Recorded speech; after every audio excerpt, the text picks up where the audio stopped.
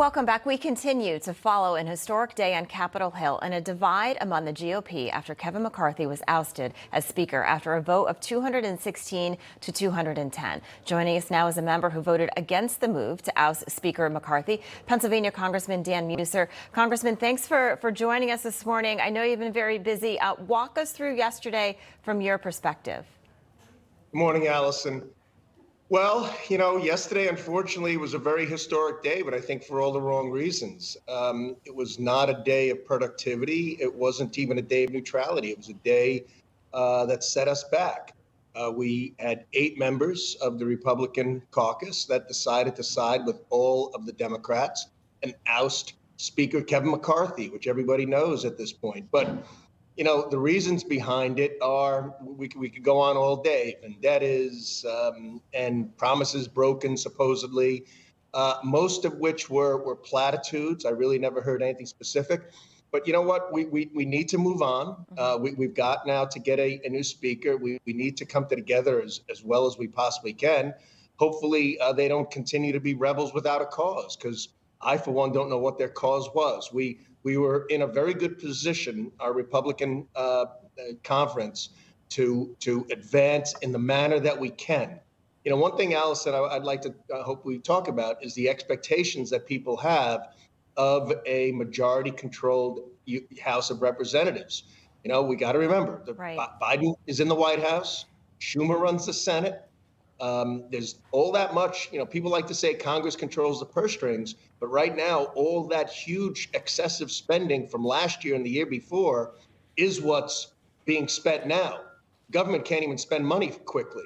Right. And that's what's being spent now. That's why we're having the deficits that we are. So we need to set expectations right and focus on the big things. Yeah, you're exactly right. There's so much going on right now in Washington. So a few names have been thrown out there. Steve Scalise is a possibility. Jim Jordan. I know that Steve Scalise was taking phone calls last night. Everyone's going back to their district for the long weekend. They'll convene on Tuesday and then vote Wednesday. Who do you think will be the person who will not only win this position, but be the right person for the position and get the job done? Well, Allison, the people you're mentioning, the people being mentioned are fantastic members, great Americans, great patriots. But, this is business, and this is serious business, especially now, because we're starting at a setback. Number one, we need a new speaker who's really got a vision where we're going to go, can communicate it effectively, can help get the American people buy in and get on board, because that's who we work for. And it's got to be focused on the big things that we actually can accomplish. But at the same time, as I said, we have to set expectations properly.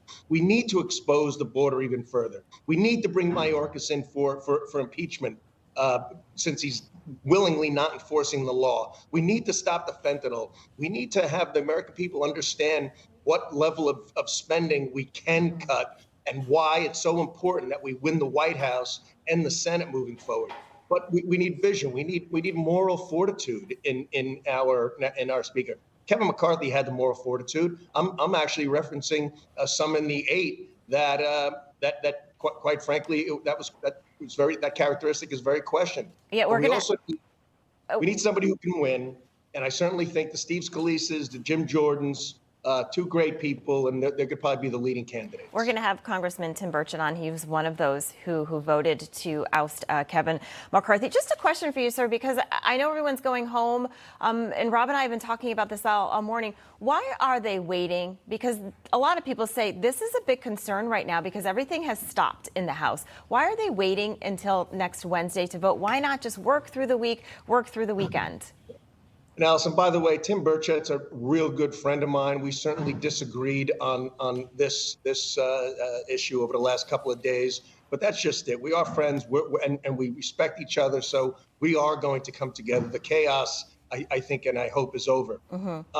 But why we're waiting is, well, there's some organizations to take place, right? I mean, this was not expected.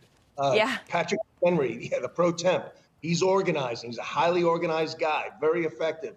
So he's going to work on that. They don't want to wait. They wish we could just start. You're right. It is a process. Congressman, and those who want to run need to kind of organize their support. They have to get everything together. All right. Thank you so much, Congressman Dan Meuser. Appreciate it.